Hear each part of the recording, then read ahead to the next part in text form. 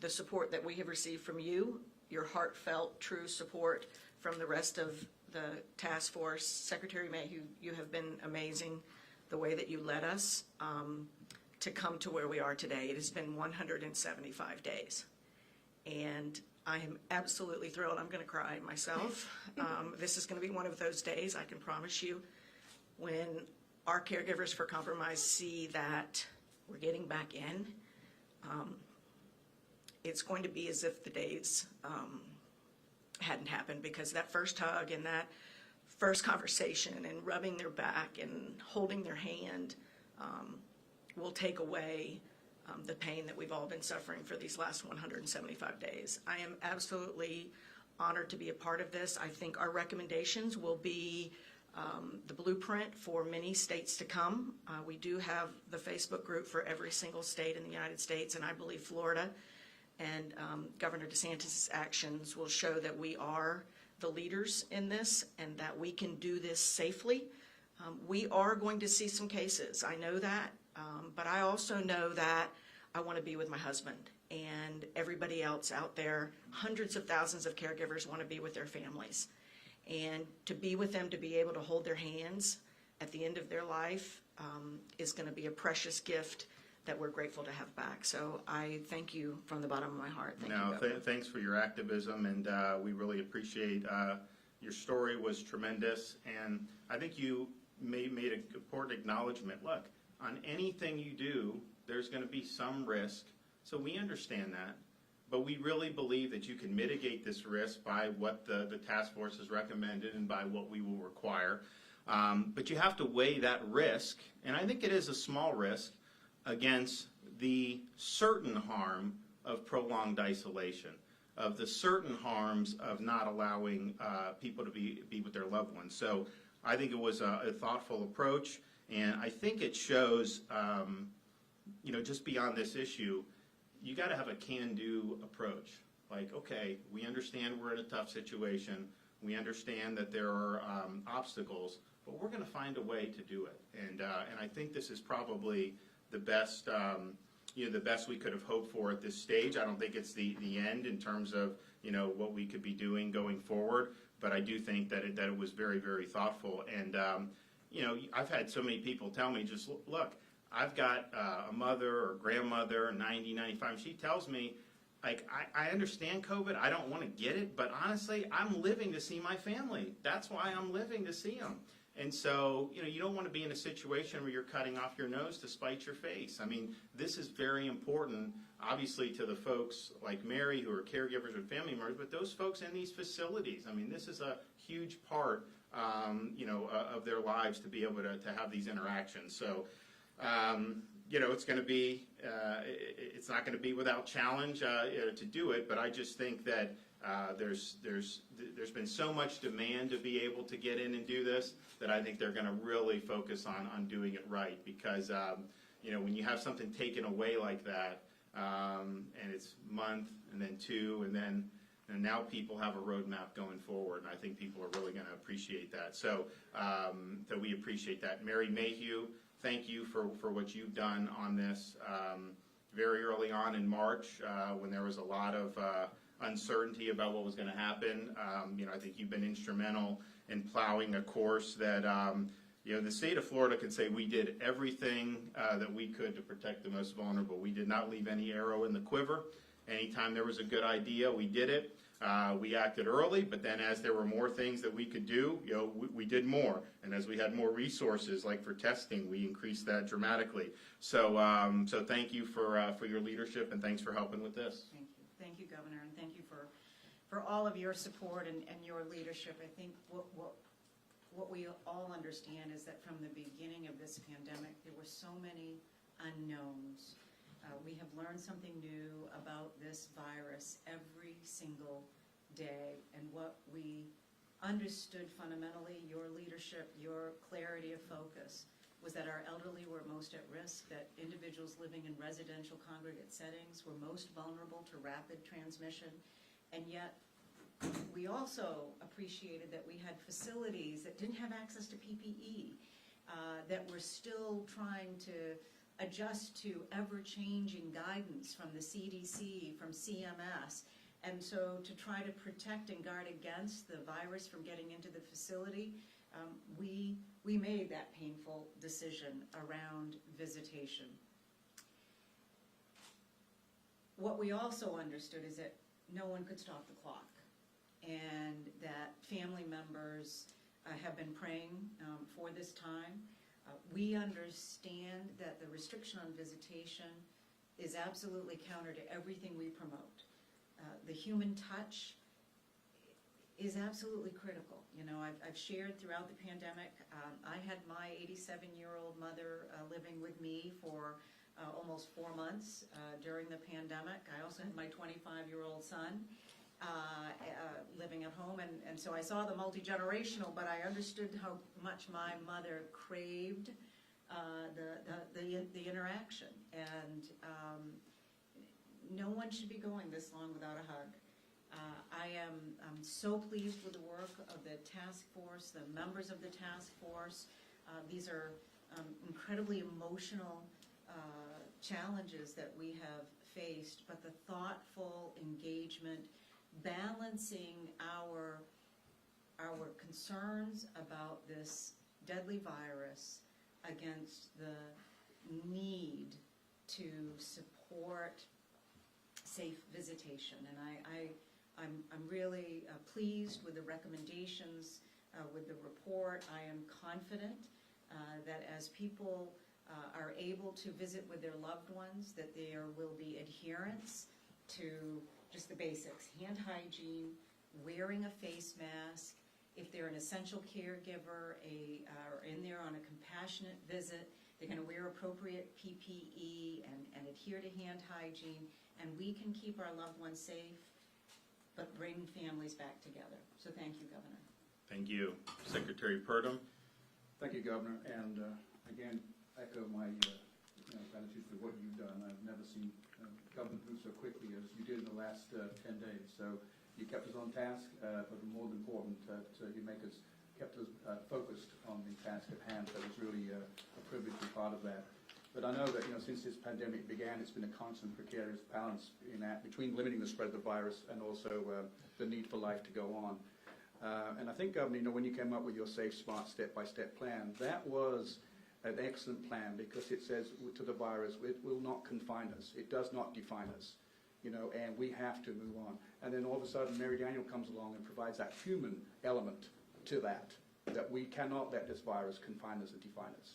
And so she brought that to us, and all of a sudden, we're sort of like, this is what this is all about. And that's what energized us. That's what energized this lady here and the rest of us. It was a privilege to be part of that sort of dialogue. We made time because it was important to make time. And thank you for that because, we've been all working really hard to try and focus on every day, day in, day out, trying to address it. Then all of a sudden you made it sort of, oh, this is the human side of this. This is why we're doing it. And all of a sudden it made us sort of like relax a little bit because we're like, oh, this is what this is all about. And then it refocused us and re-energized us.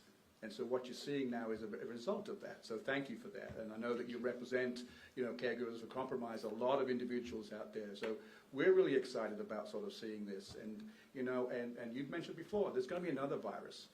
And you mentioned this as well, Governor. We are Floridians. We are very strong, and we are sort of determined. And we're not going to let anything confine us or define us. We are going to work together on resolving these issues. And this is going to make us stronger moving forward. So thank you for sort of, reminding us of what's important, and we're just, it's been an awesome effort, and I'll always remember this. I will. So thank you, Governor. Thank you, Michelle. First, I wanted to say I hope Mary gets a chance to put her cape up, hang it up for just a little bit. But it's been such a privilege to get to work with you, Mary, and for your voice to be so apparent and poignant and articulate, and so many people needing you to speak up for them. So, here in Florida, Alzheimer's, we have the second highest prevalence for Alzheimer's and dementia in the country. And I told you 60% of the folks living in these long-term care facilities have some form of dementia. We've always been so thankful because the governor has come out so early on in the game to champion these efforts, and not just for people living with Alzheimer's and dementia, but for seniors in general. So I felt like what we needed to do in the beginning to be protective, to take care of our loved ones, and long-term care. And then we got to a space, as Secretary Mayhew said, where this has been long enough. As you said, this has been long enough, and we needed to come up with solutions. So I was grateful to be on a task force that really got to that fast. And what I love about our leadership and our governor and Secretary Prudhomme and Secretary Mayhew is we do get to it fast. So we met, and I feel like here we are again today, just a short bit later. I could get choked up thinking about the pictures, thinking about you hugging Steve, and thinking about where we are today, and knowing what that quality of life, or what those hugs and what that touch and what that interaction is going to do for so many across our state. So we've done a lot to get to here that I'm very proud of, and I can't wait to see tomorrow. So thank you to all of you, to you, Governor, to you, Secretary and Secretary. It's an honor to get to be here today, so thank you. Thank you. Gail? Yes, Governor, thank you so much for keeping seniors in the forefront from the beginning. Every press conference, you mentioned seniors. They were right there in the front of your mind and everybody's mind, and we do appreciate it. And you, Secretary Mayhew, for your leadership, for this committee. This task force has done remarkable work. Secretary Prudhomme, of course, everything that you do as well. From our communities, we are so excited. I have to tell you, you have made over 100,000 seniors very happy today. And come tomorrow, they'll get to see their loved ones again and have some normalcy in their life. So I'm just so excited. And Mary, thank you for bringing this to the forefront and everything that you're doing to take care of your husband. It's wonderful. So thank you. Thank you. We probably should talk about what actually the recommendations and what we'll actually implement. Did you want to do that and give an overview? Do you want me to do it? I mean, I can do it. Please. Okay. So if either of the Marys want to chime in, but just kind of the broad overview about what we're going to do. So in the baseline law in the state of Florida is you have the right to visitation. We obviously had to suspend that as part of the emergency to try to keep the COVID from going in the facilities. And so we did have some exceptions, of course. So basically, this is broader exceptions to the original rule. So it's not back to fully normal, where but it is allowing the visitation, which is important. So all visitors have to wear the PPE and then pass through a screening. So the screening, of course, the temperature check, but as we know, not everyone has a temperature who has this. Some of the symptoms that they look for, maybe a cough, sense of taste that's been suspended, some of the other COVID symptoms, and then they do ask a series of questions about, have you been to a crowded private event or something like that recently? And so that is a really good way to be able to try to identify anybody who may be symptomatic. And obviously, if someone's really sick, that's obvious, but really it's kind of the very mildly symptomatic folks who may get sicker as time go on, but they're very contagious at that point. All visitation has to be by appointment only, and long-term care residents can designate up to 5 visitors with 2 visitors at a time for visitation. There's no minors at this time unless there's compassionate care exceptions.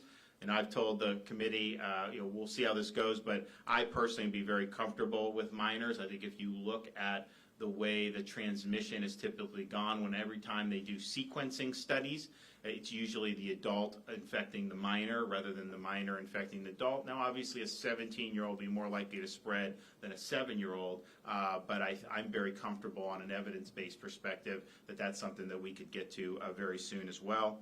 No facility can allow visitors, though, unless 14 days have passed without the onset of a new positive case in either a resident or staff member. And the only exception to this 14-day rule is for essential caregivers and compassionate care visitors. So an essential caregiver is an individual who provides healthcare services or assistance with daily life, like bathing, dressing, and eating. A compassionate care visitor is intended to provide emotional support to help a resident face a difficult situation, such as end of life, a difficult transition, or some kind of loss. So this is trying, I think it's smart, it's incentivizing good practices on part of the facilities, because if you do that, then you're going to be able to have the visitation. Obviously, your residents' family members will be very happy with that. I think we've now gotten to the point where I mean, we obviously had more prevalence in July at our facility, so the facilities, we have less prevalence Yes, it was now. over 60% of the facilities that haven't had any cases over a 14-day period for either staff or residents, and that's an even higher bar than no new onset, so we expect that percentage to be even higher. And the other point that Mary championed during our task force discussions was for the essential caregiver, that those services include emotional support. And so as we look at that role and how important it is, we think about mental health in everything we do in supporting individuals. And because we have such a high percentage of individuals in our long-term care facilities who are suffering from depression, dementia, that emotional support is critical to their quality of life, to their health.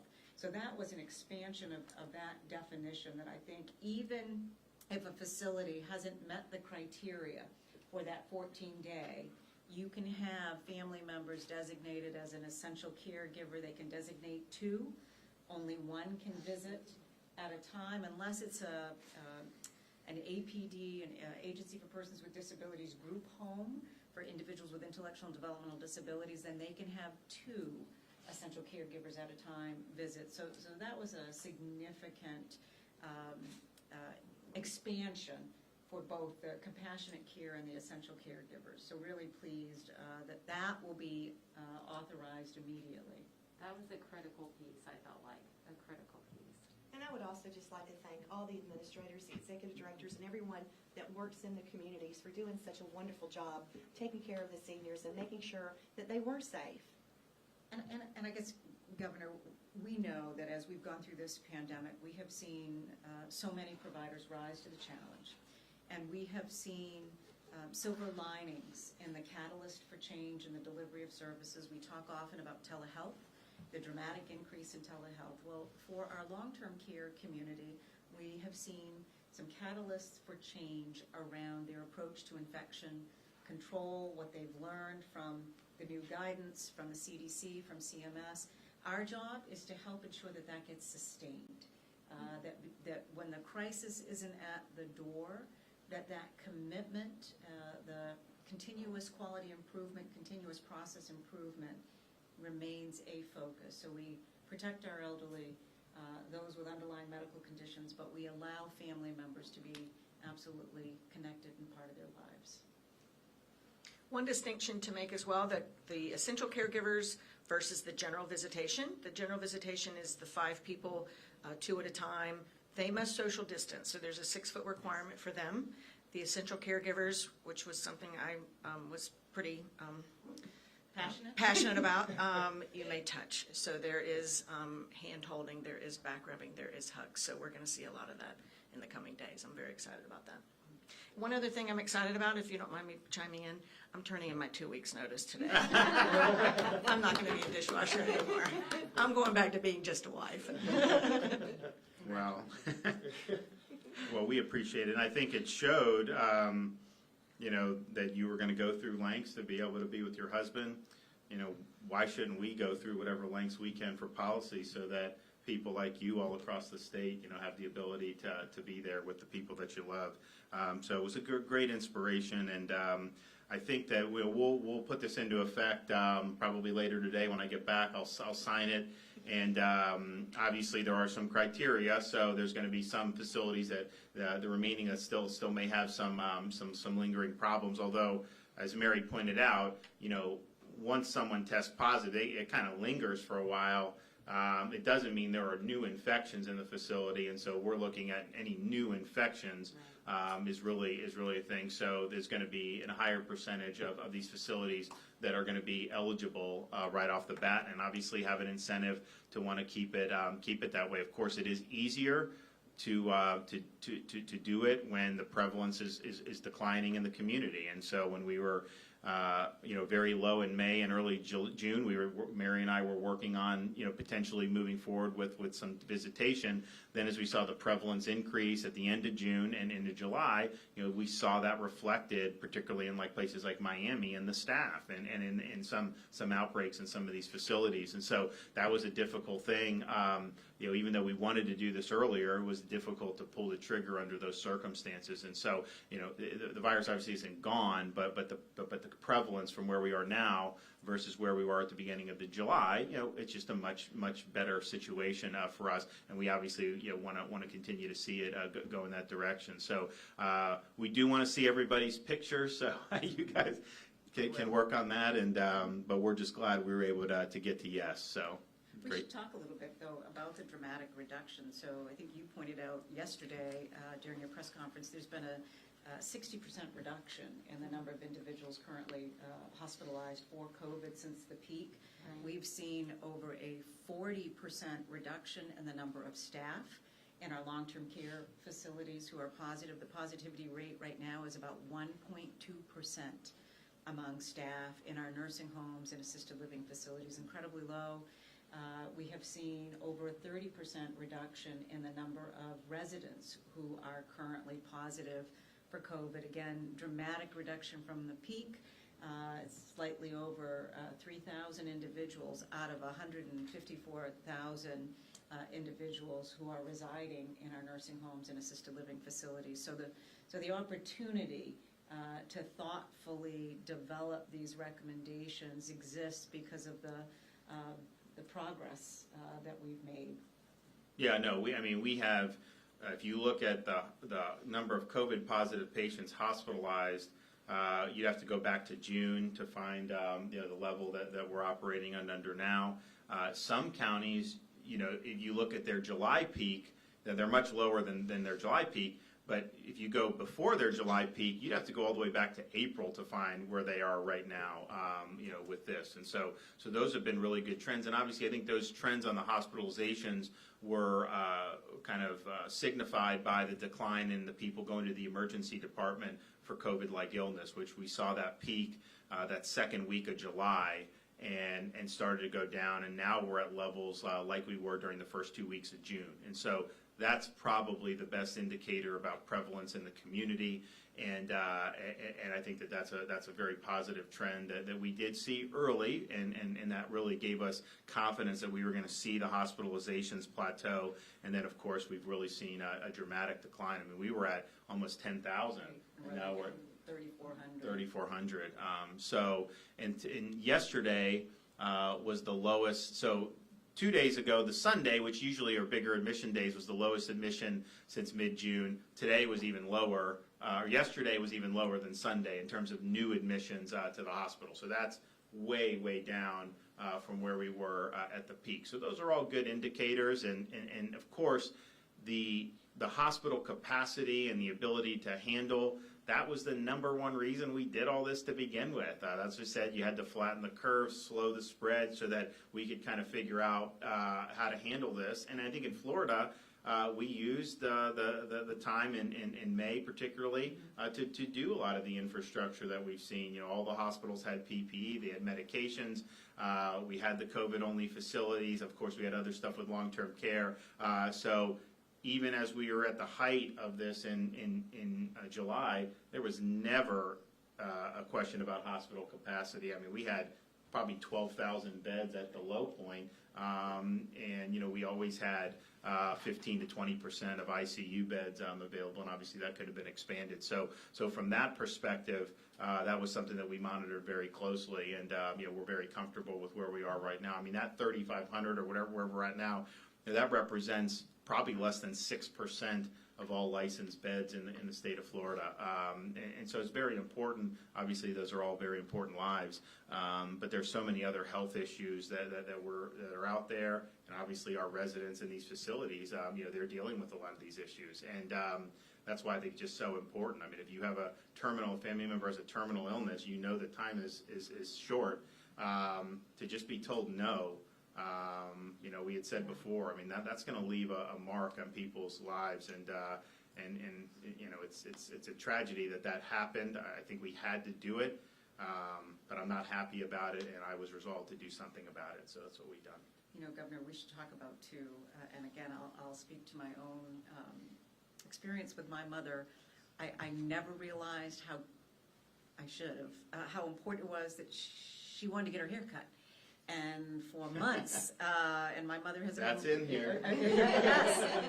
And for months, she kept asking why she couldn't get her hair cut. And so this was an important part of our recommendations, is to bring back the beauty salons, the barbers, with all the protections for adherence to infection control and the PPE, but that's a critical component to this report. Also, medical services. We want to make sure that any medical services that need to be brought in to support our residents with critical healthcare services, that they are in, very explicit about that in the report as well. And I think, Governor, we're going to set the tone for other states. They're already starting to, like colleagues that I have across the country have asked for our report, very much interested in what we're doing, and I think we're going to set a trend for the rest of the country with this. And Governor, thank you for initiating the testing in our communities. Yep. I think that was so helpful and very beneficial for this whole task force.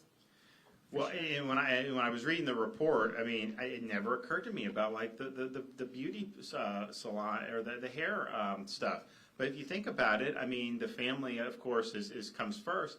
But then when you're in those types of situations where you're not able to have that interaction and a whole wide range of things, little things like that we take for granted, that matters. And that will bring a lot of satisfaction to a lot of people. And oh, by the way, we were told months and months ago how barbers and hairstylists were just going to be the scourge of spread. That hasn't been the case. They've been very good. They've taken precautions, and you know, I think in Florida have done a great job. So doing that, I think, will be minimal risk. But I'm really happy. The final thing I'll just say is federal government. So we don't require testing.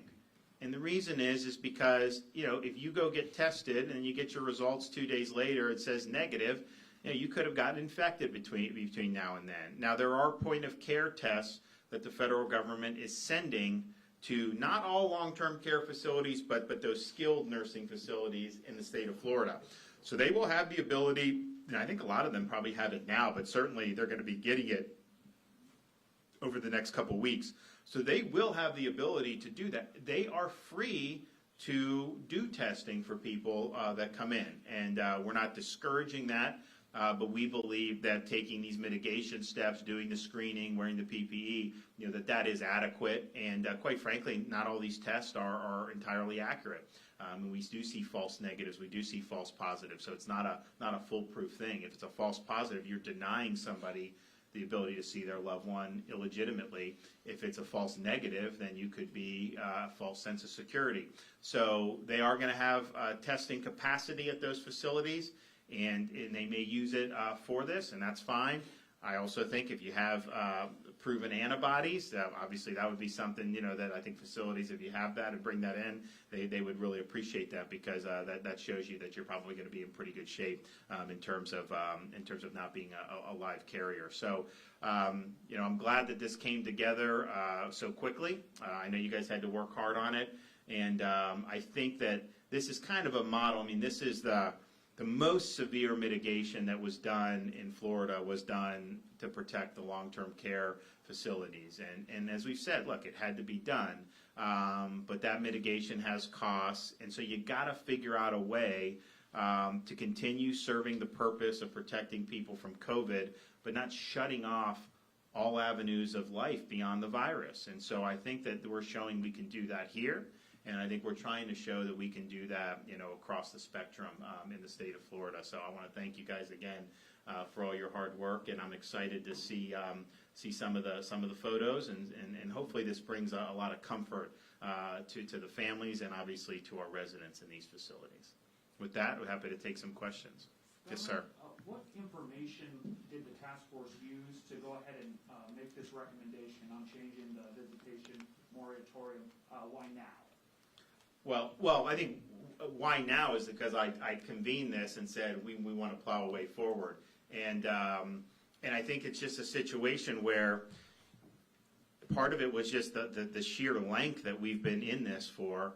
But then I think added to that was just the uncertainty about, okay, when are we going to be able to actually step forward? I mean, I would say 6 months with a definitive end date would be a lot easier for people than doing 6 months with no end in sight. That's just the reality. And the 6 months was long. And as I said, I mean, it weighs on me to think of the people who passed away, nothing to do with COVID. Just this is a natural thing. These are folks who, are our most elderly, frail residents, passed away without being able to say a final goodbye. So we had to do something.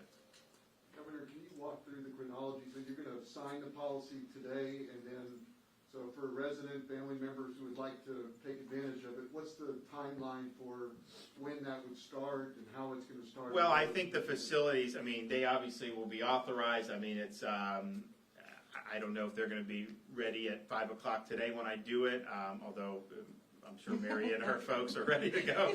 So, but bottom line is, once we sign it, it'll be good to go. Now, we're not requiring the facilities to provide the PPE to the visitors. We think the visitor, if you're going to visit, bring your own PPE. I mean, this is very, very prevalent in our society now. So do that, particularly when you're talking about a facial covering. But yeah, it'll be up to them to kind of get going. So hopefully, you'll have people in very soon. Now, they're going to have to meet the criteria of not having any new onsets over the last 14 days. And all the policies that we're asking them to have in place, but it is effective upon the governor's signature of the emergency order. So our expectation is that facilities, if they need to work with any essential caregivers, any compassionate care visits, meet the policies, but absolutely respond to that expectation. If they have been clear for 14 days with no new onset, they need to have the policies in place to support general visitation, and they need to be moving with a sense of urgency on that. I think it's important to mention as well is that the governor expects us to sort of continue to meet to sort of see how this rolls out and to make those necessary changes as the situation warrants it. I think it's important that we continue to sort of check things out and make sure that we adjust as we see fit. Absolutely. Yes, sir. Governor, quick two-part question. The first one, if we've got, say, a nursing home, maybe see some cases, could the essential caregiver designation allowing the two in, could that be something that is looked at, as a way to remedy possibly an individual facility that might see some cases? Well, the essential caregivers are not bound by the 14-day rule. So yeah, they could go in and continue to provide that essential care. And I think that that's important just because, these are critical folks. And if there happens to be one case in the facility to kind of keep all those people out too, that would probably be tough. So we wanted to provide the avenue for that. I know Mary wanted that. And one last thing, Governor, if you could, do you have any comments on the Department of Health cutting ties with Quest Diagnostics? I wonder if you have anything to say on that. Yeah, I think it was the right decision. I mean, they dumped, I think, 75,000 test results dating back to April. And so it's like, okay, you're required to put this in, and you do it now in this big dump. And I've been preaching, be wary of some of these test results because it's about when the lab puts it in, they don't all do the negatives. But this is the most egregious dump we've had.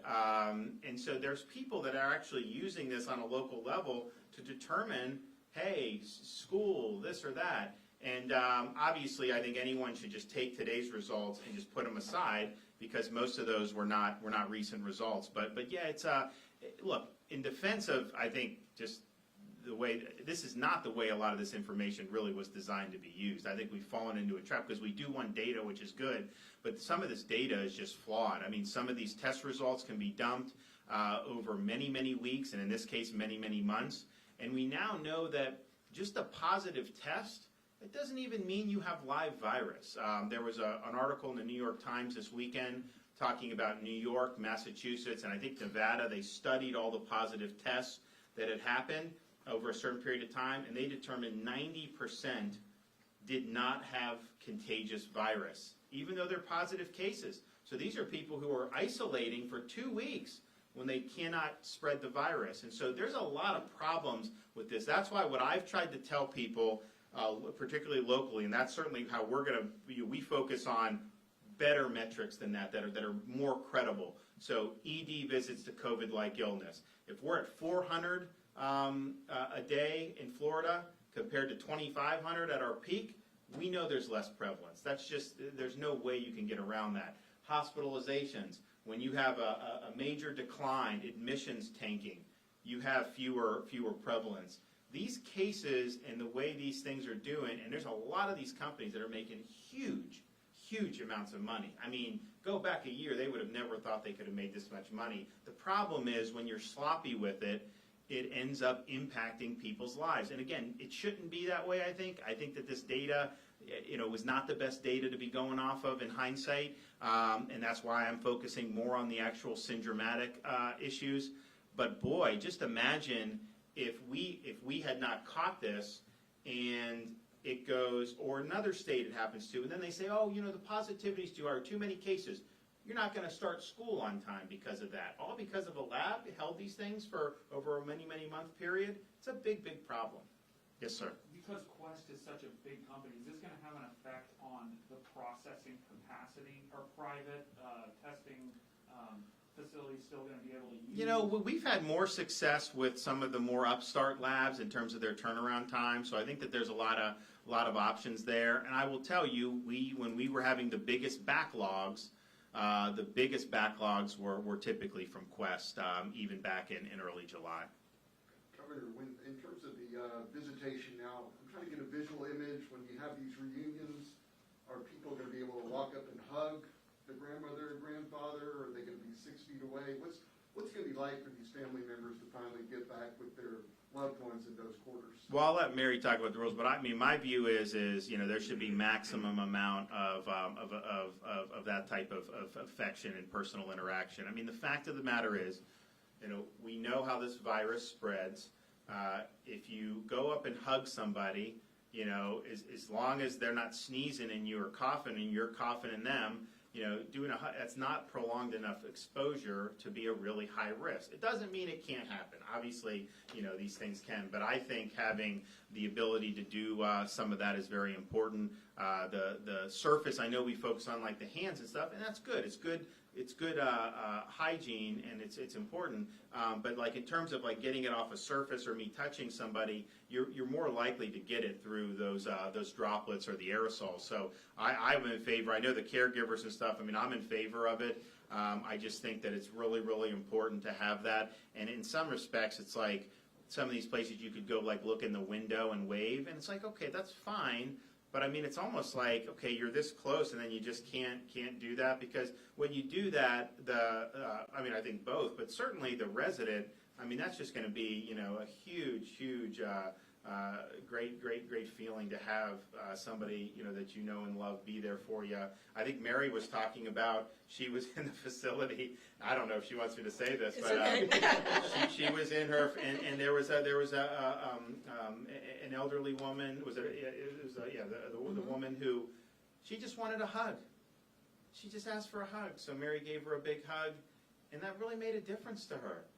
Because of all she's been through. So I'm in favor It's of amazing. After all these months, I mean, this is someone that's very, very frail, and I was directing her back to her room. I was leaving my dishwashing job, and she said, I said, come back in here, let's get to your room. And she turned around and looked at me and said, will you give me a hug? And I almost didn't do it. I thought for a second, oh, I might get in trouble. I had a mask on, and I did. I gave her a hug. And I said earlier, it may be one of the best hugs that I've ever given. I mean, this is a real sign that people need touch. She actually articulated, will you please give me a hug? So it's going to be needed. As essential caregivers, that's exactly what we're going to do. We will be able to. The two essential caregivers will be able to touch them. We'll be able to rub their back. We'll be able to hold their hand. And the general visitation, not yet, not right now. That's a larger number of folks, and so we want to kind of limit that right now. I'm hoping that in time we're going to prove that this is really working, and we'll be able to change that as well. Does the task force have a timeline on when full visitation will be? Is there any sort of estimated timeline? No, and so I think it's really important that what Florida has done throughout the pandemic is to respond to the Florida situation, the Florida data that has driven. We have been nimble in responding and changing the guidance in order to be reflective of the current situation. The task force was very clear about doing this thoughtfully and slowly, and then monitoring, and being ready to come back with any updates or recommendations to open it up even further. But that we need to have this get started, monitor and evaluate, make sure that best practices are being adhered to, and then see in the next few weeks what other changes we may want to entertain. All right, well, we appreciate everybody's efforts. I know it's been a long many months, and it's not been easy, and especially when, and we didn't have a timetable when we made the decision in March because nobody knew what was going to happen. I mean, we didn't know. And this was a very difficult time for everybody, and we were plowing ahead. We wanted to make sure that this was a priority to protect these residents from a virus that had a disproportionate impact on folks in those situations. And we did that, and obviously even the best efforts there. I mean, you're never going to have zero out. I mean, we had in July, we had some. We've had them across the whole time. We've been able to mitigate and been able to save a lot of lives at the same time. But looking at the impact, I mean, it's just thinking about it. Like in some respects, I was thinking about the press conference when we announced this. That seems like 2 years ago. Well, I mean, because so much has happened. Yes. So can you imagine if you're in these situations where you're not able to have to see the people that you love, and so it just needed to be done. But it was a long time coming. If there was an easy way for me to just snap my fingers along the way, believe me, we were discussing it in May and June, and we just didn't quite get there. And in hindsight, it may not have ended up working out as well had we done it there. I don't know. Maybe it would have been fine. Who knows? But you make these. But now we're in a situation where we've just got to find a way forward. And the final thing I'll say is, and I've said this recently, but I just want to reiterate, and this is not state policy, but a lot of hospitals have had policies of not allowing visitation for people that are hospitalized. And that's just not with COVID-19. It was basically if you're hospitalized for any reason. Now, some of those policies have evolved over the last many months. I think more and more hospitals are on board with allowing family members to come in end-of-life situations, which I very much support. I mean, imagine being in a hospital in that situation and literally have nobody there to be with you. But it's also a situation, I mean, if you have somebody that gets in a car accident and they're stable and they got to be in the hospital, people want to have somebody to know someone's out there. And so I think that the hospitals have gotten very good at infection control. They understand this. They're probably the safest places. I just think at a minimum, I think everyone needs to have it for end of life. But even in some of these other situations, it really does matter to be able to have a family member there with the patient. And there's a lot of people, I mean, you end up in the hospital, particularly the first time you've ever ended up there, it's not an easy thing to deal with. Even if you're going to end up, even if your mortality is not an issue, it's still not an easy thing to deal with. And so we want to be able to see that visitation as well. And I know some facilities have done more than others, but I think we understand that if we want to get it done, we can get it done. They know different procedures, they know different things that can be done to mitigate. But I think that's part of it was with COVID. The difficult thing was the loneliness it created in these facilities. But then you have people who would end up hospitalized with other things too, but particularly COVID. And it's like it's a total isolation area. Like you don't let anyone to come in other than the medical staff. So we had a lot of medical staff that were really there, kind of serving as de facto loved ones to give them company in very difficult times. Some of them at the end of their life where they passed away. Others where they were really fighting and ended up coming out okay on the other end. But that is a very difficult situation. So I think that the end of life has made a big difference in the hospitals that have done it. I would say go beyond it. I mean, if you have a parent in the hospital for a couple days, they want to see people. I mean, I think about when we had our baby March 26th, which again seems like almost 2 years ago, and my daughter's getting very big, very quick. But it's like it was a ghost town. I mean, I was the only person that was allowed to be in there with my wife. I mean, my parents couldn't be there, her parents couldn't be there, no one else could. And I understand it. I mean, it was a difficult situation, but hopefully now, maybe we can get to a better spot where, some of those really key life moments that you do have the folks there that mean a lot to you. So, thanks everybody. We appreciate it.